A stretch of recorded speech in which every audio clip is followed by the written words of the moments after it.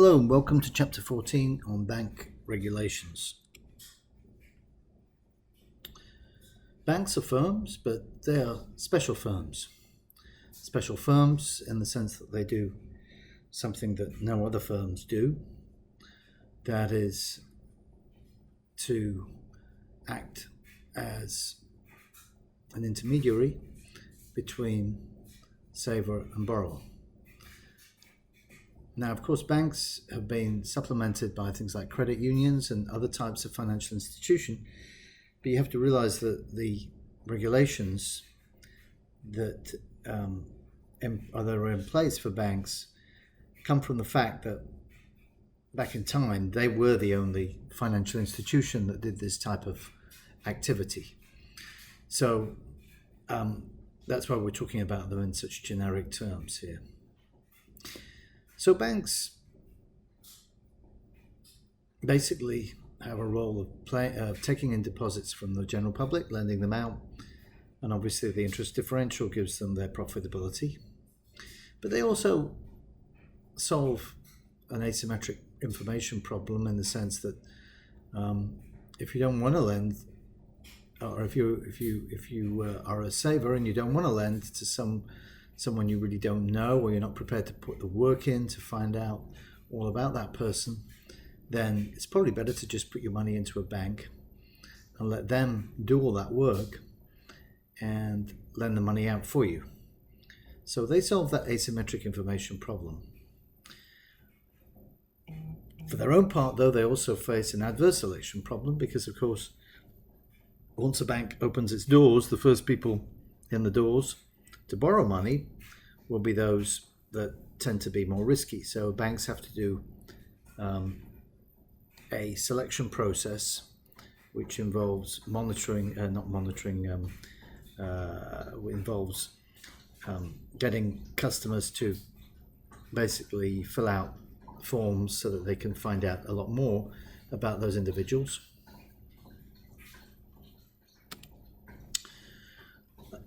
Once they fill out all those forms, of course, banks have a lot of information then about their customers.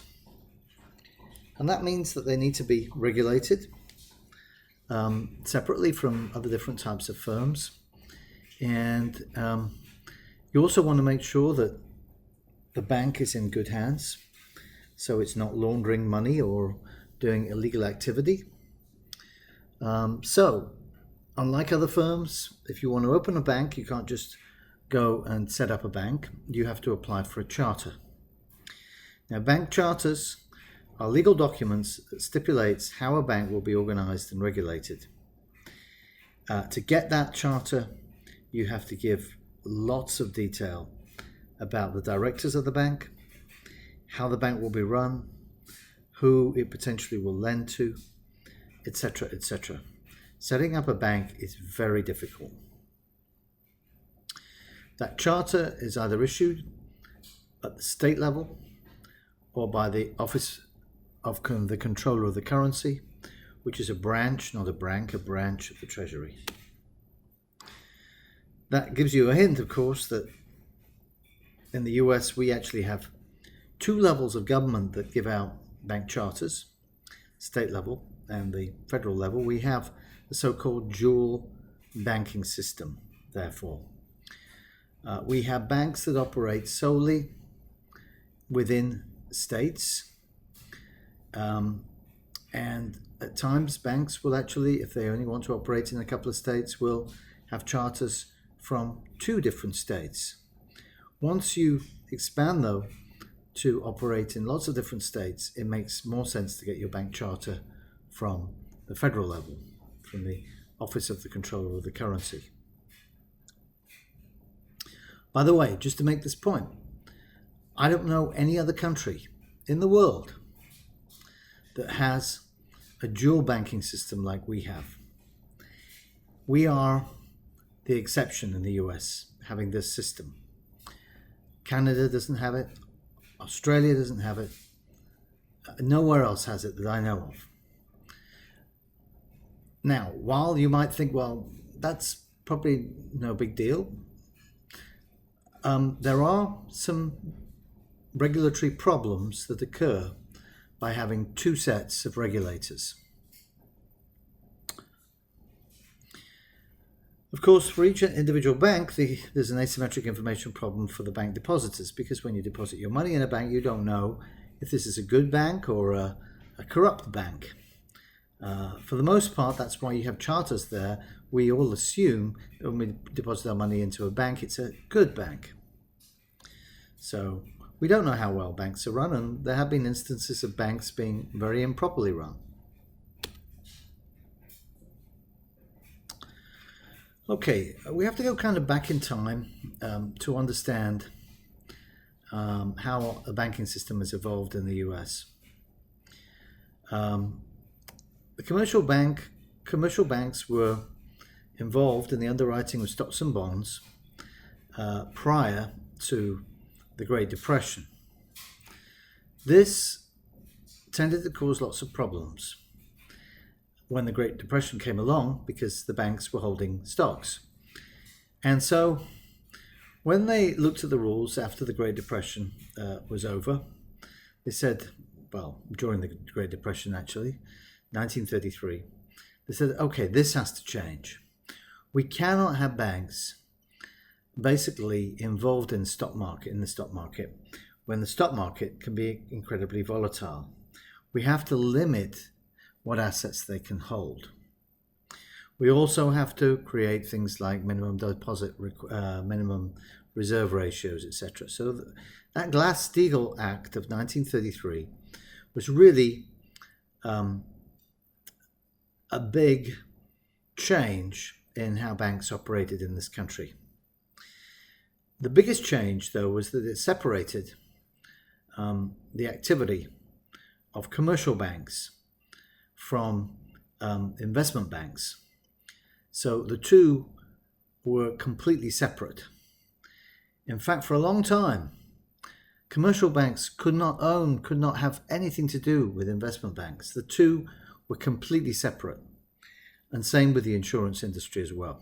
So you had almost these three islands, if you like, with different regulations governing each type of financial institution. So banks were forbidden from underwriting all stocks and bonds and banned from selling insurance. So banks couldn't have anything to do with those two industries. Now that continued from 1933 really up until then the late 80s, when the Fed kind of turned a blind eye to the fact that some banks had gotten big and decided to set up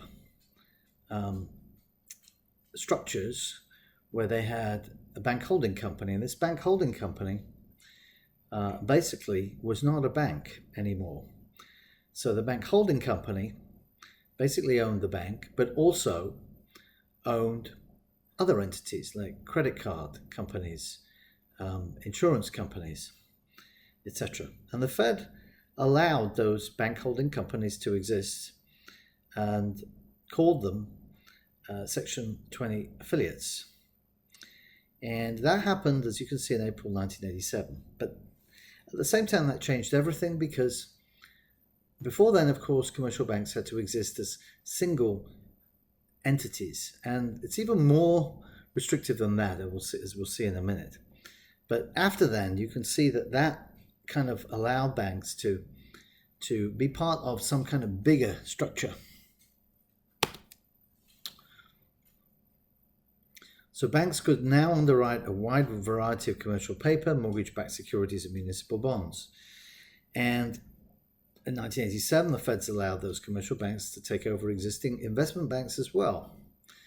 And as part of what is called, and this was passed in 1997, so there's about roughly 10 years between this kind of gradual loosening of regulations to the Graham-Leach-Bliley Act, otherwise known as the Financial Services Modernization Act, when banks, through bank holding companies, could morph into this kind of financial services holding company, so they could own a whole load of different things, so investment banks as well.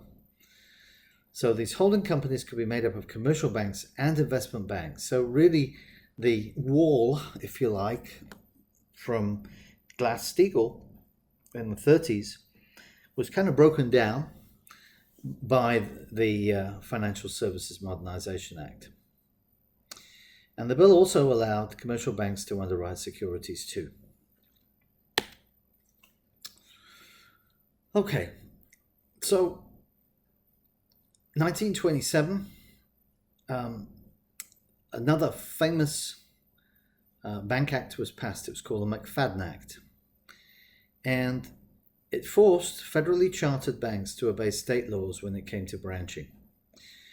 Now, those state laws were very, very restrictive in certain cases. What it meant was that banks, if they were allowed to set up a branch, could only branch within the state. So it made it impossible for banks to cross state lines. Now you think about that. What that means is that the bank could grow to serve customers, but only within the state where its headquarters were. So it limited the size of US banks to very small kind of size. They couldn't expand beyond their geography of the state, beyond the geography of the state. The geographical diversification that occurred later on, so we're talking about really the 80s again, allowed banks to make loans in other states. But those bank asset diversification was limited, and it still is limited for very small banks, by the way. One of the things about the bank holding companies when they were created is it also broke down the barriers in terms of geography. Why? Because a bank could set up one of these bank holding companies, which was at the federal level, and then set up individual banks in individual states, but call them all the same thing. And if you bank with someone like Wells Fargo, you'll see that on your checks. It'll say Wells Fargo in brackets Texas. So what that allowed for was what we call interstate banking. And those restrictive geographical limitations were then removed on banks, and it allowed much larger banks to take place or to form.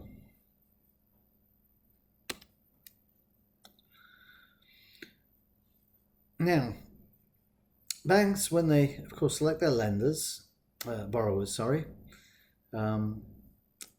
this, I don't know quite why this slide is here, but anyway, I'll run with it. What they do is they obviously try and get a better flow of information, and they're able to collect information more uniformly. They also have government required disclosures and, of course, the screening that they do of potential borrowers. In terms of customers losing money, though, bank runs were a problem in the 30s, and even as recently as the last Great Recession from 2008 to 2009, we had bank runs in the US. So in 1933, the FDIC, which is the Federal Deposit Insurance Corporation, offered deposit insurance to banks, and it regularly examines banks for their safety and soundness. During the Great Recession, I should say, the last one, the FDIC level of insurance was increased from accounts holding $100,000 to accounts holding $250,000. By the way, if you ever were in the lottery, you now know you should never stick all the money in one account. If it's over $250,000, you need to split it up between different accounts, because then if the bank goes bankrupt, you won't lose money.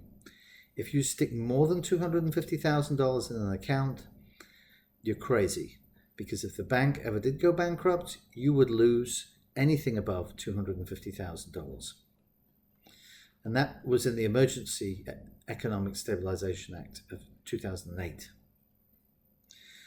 Now, the FDIC insurance only applies to deposits in US banks in the US. So if I went to live in another country and I had a bank account with Chase, for instance, in London, well, the FDIC would not apply to deposits, even though they're in US dollars held abroad. So those deposits in foreign branches of US banks are not covered. US banks are also limited in the amount of loans they can make to any one person or entity by law. So 15% of the bank's combined capital and reserves can be, that's the limit that can be made on an unsecured loan. The secured loan, with ready marketable collateral, in other words, against something, a building or something for a mortgage if it's a commercial loan, the limit there is 25% of the capital and reserves. The limits ensure banks have a well-diversified loan portfolio. One of the things you learn if you do a finance course is that it's always safer, and this goes for your pensions as well. I manage my own pension, so I'm very mindful of this too. You need to be well diversified. Why? Because if something goes wrong with one set of assets, then at least you won't be going under. You won't lose everything. The worst thing to do is to put all your eggs in one basket and that basket go completely pear-shaped. So these limits, even on banks, ensure that there's less likelihood that the bank goes bankrupt. It's also seen as a way to limit corruption in lending. Now let's go back in time as well to the 1970s. Regulation Q was adopted in the 70s, I believe, to prohibit banks from paying interest on demand deposits. It also imposed interest rate ceilings on various bank deposits. So, in other words, on savings deposits, you couldn't pay more than a certain amount. Now, in the 1970s, when inflation went up, that meant that other types of financial institutions, such as credit unions and savings banks, could offer competitive interest rates. And the banks didn't know what to do because they were limited by Congress through law from offering a competitive interest rates on deposits, savings deposits. So the idea originally was designed to limit the amount of competition between banks, so that you couldn't get a bank going crazy and offering crazy amounts of interest and putting everyone else out of business. But in reality, when it came to the 1970s, this actually harmed banks compared to the competition, which turned out to be not other banks, but credit unions and savings and loans, or savings banks. So banks were very clever at this time. They got around Regulation Q by creating these new financial products, NOW accounts. So they're negotiated order of withdrawal accounts. And they had features which made them technically not demand deposits, and therefore they could get around Regulation Q. Of course, the bank must have enough capital. We went through this in the last chapter to write down non-performing assets. So if a loan goes bad, the bank has to write that off. And it must have enough of a cushion in the amount of share capital it has, the value of its shares, so that it can write off those bad loans without jeopardizing itself. And of course, the accounting equation in banking is assets equals liabilities plus capital, bank capital, net worth, or the value of the bank. That's what the banking capital is. The executive's compensation is most often tied to stock prices, and the higher the stock price, of course, the more the executives get paid. Dividends are also tied to stock prices. As dividend increase, so do stock prices. So the management of the bank does have an incentive to make sure that they loan to good clients who are unlikely to default, and that tends to hopefully mean that the stock price can continue to be sound and hopefully go up. There are also these restrictions on bank capital, which are part of what are called the Basel Accords, Basel 1, 2, and 3, and we talked about Basel 3, which is the most binding, I guess, and recent of the Basel Accords on bank capital. So let's talk about actual bank regulation. This is a governmental function. So how do banks get regulated? Well, they are regulated by what we call bank examiners. They write what we call call reports, and those call reports are basically, it says call, meaning they call up and ask a bunch of questions and get information as of that day, and they conduct on-site examinations. If the bank examiners arrive, usually they arrive before the bank opens, so when the staff arrive, they cannot hide anything. Everything has to be laid out for the bank examiners, and anyone trying to hide things, it's immediately taken as suspicious, and those bank examiners can then request that that bank stops operating. So those bank examiners are incredibly powerful. They can take possession of the bank's cash and marketable securities, and if a bank is found in violation of any rules or regulations, then the examiners can issue a cease and desist order and immediately stop that bank from operating. So if you speak to any bankers ever, you'll find that they are very reverential, one might say, of the regulators. In other words, most bankers are very mindful of what the regulations are, and they do not want to cross, in any circumstances, the bank regulators. The bank regulators also issue what's called CAMELS ratings. CAMEL stands for capital, assets, management, earnings, liquidity, and sensitivity. Scale from 1 to 5, 1 being best, highest, and 5 obviously being the worst. So what these examiners look for are capital adequacy. That's obviously very important and has to be maintained according to Basel III. Asset quality, so they're going to look at who the loans are made to, what kind of securities the bank is holding. The management and who they are, what their qualifications are, what their experience is, how they work together, do they have regular meetings, what happens if something goes wrong, etc., etc. Earnings, so what kind of earnings does the bank have? In other words, what's its interest rate differential between its loans and deposits? Its liquidity, is it holding excess reserves? If so, how much? Does it ever not meet its minimum reserve requirement, which it has to by law in any case, on a particular day? And if so, how much does it have to borrow, and how many times is it having to borrow, either in the Fed funds market or elsewhere? Its sensitivity to market conditions as well. So in other words, the market conditions, macroeconomic conditions, or the market that the particular bank, if it's a small bank, is exposed to, how sensitive is it to those types of things? When an institution fails, in other words, its net worth,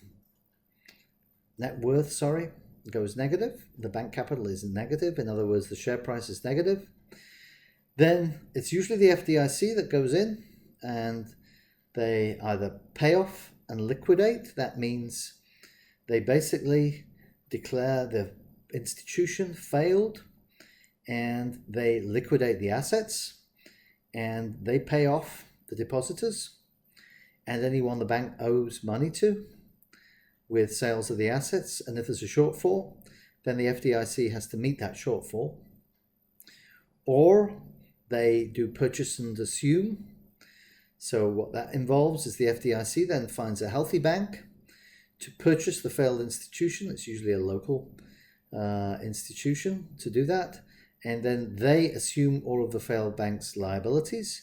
So then they sort it out.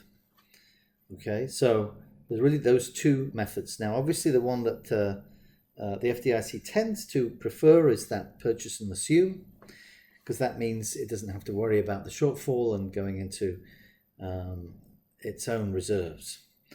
But when you get to very deep recessions like we had in 2007, 2008, 2009, the FDIC ended up actually doing quite a few payoff and liquidates because it couldn't find anyone that wanted to purchase and assume. So that FDIC cost to purchase and assume can be substantial.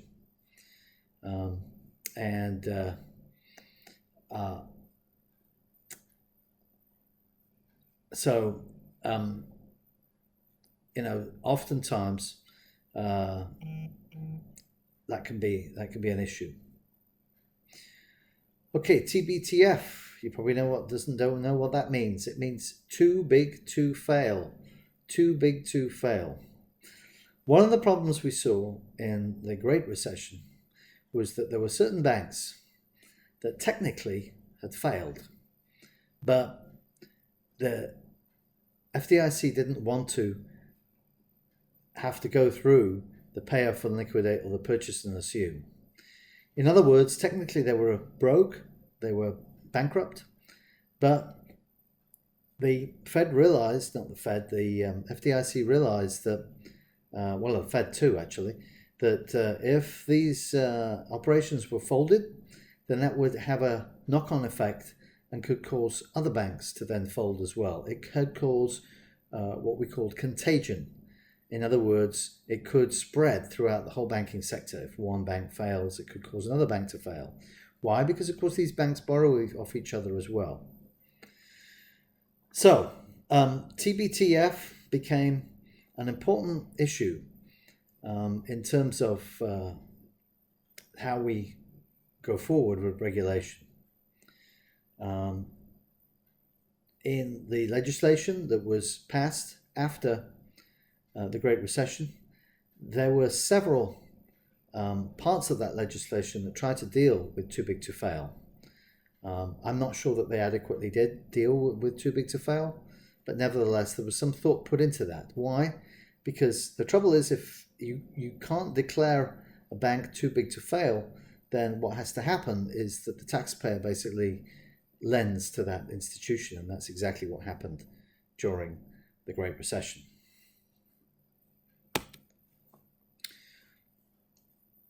Consumer protection and failures.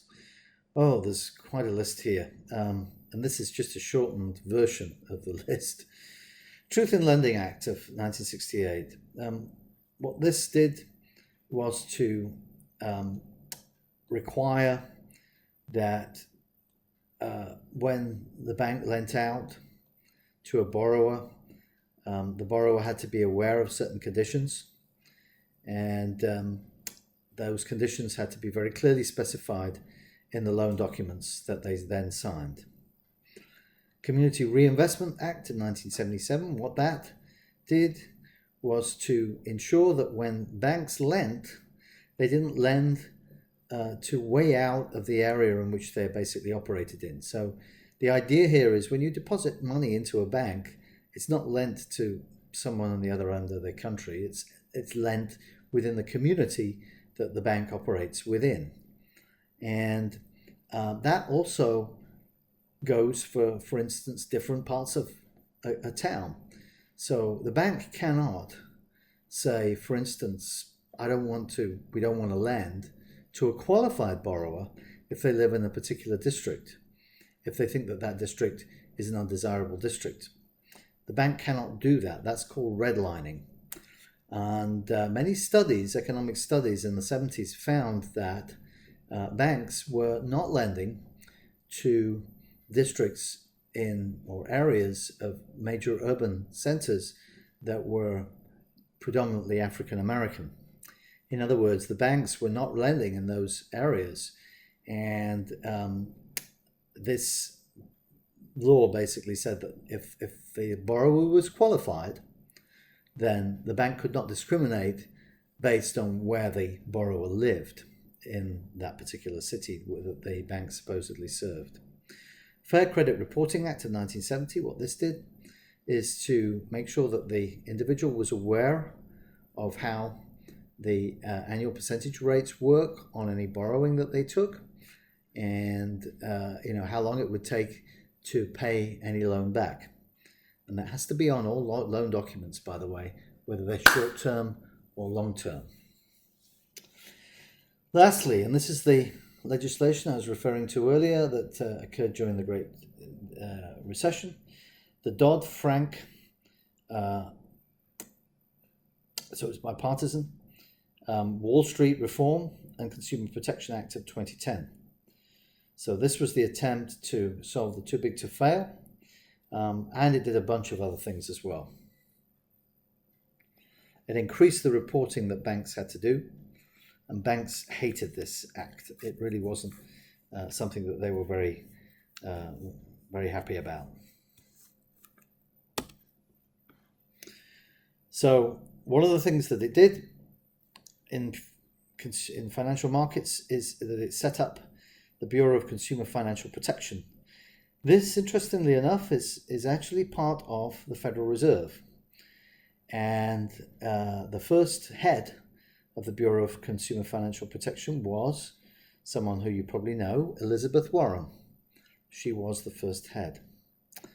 And it limits unfair or abusive lending practices, enforces federal consumer protection laws, outlaws discrimination and other unfair treatments in consumer finance. So that power was placed in this particular bureau, which is under the Fed. It's a kind of a bit of a funny place to put it, if you ask me. I think it would be more natural to put it under the Treasury, but the decision was made to make it part of the Fed, Federal Reserve. Why has the US bank regulatory system failed? That's an interesting question. I think, there's been lots of discussion about this in terms of, why our banks gave up so many mortgages during or in the run-up to the last Great Recession, and why they didn't seem to have enough bank capital to protect themselves. And there's disagreement about why our regulatory system did fail to prevent the global financial crisis. Part of the reason is so-called regulator shopping. If you think about it, if you're setting up in a state a bank and you have a choice to go to the federal regulator or the state regulator, what are you going to do? You're going to compare both of them and say, which one's going to be easier on me? Okay, I'm going to go to the one that's going to be easier on me. And that often means it goes to the state level. Sometimes that happens to be the federal level, and the federal level is not immune from criticism here either. The second thing here was what we call intellectual capture. Certain bankers, particularly not in this last recession, but in recessions prior to that, and certainly in the S&L crisis, bankers kind of got into bed with the regulators. When I say got into bed, what I mean is that there was kind of a joke that regulators would be invited to go and play golf on a Friday afternoon and then have a few drinks, and got really pally and buddy with the bankers. The bankers paid for all this, and that meant that when the bank got into trouble, often the regulators, and this would be typically state regulators, would turn a blind eye and would allow the bank to continue operating. The bank usually became increasingly desperate and offered higher and higher interest rates to its customers. And, that obviously didn't work, but it put other banks out of business. So it created havoc. So intellectual capture was a problem there.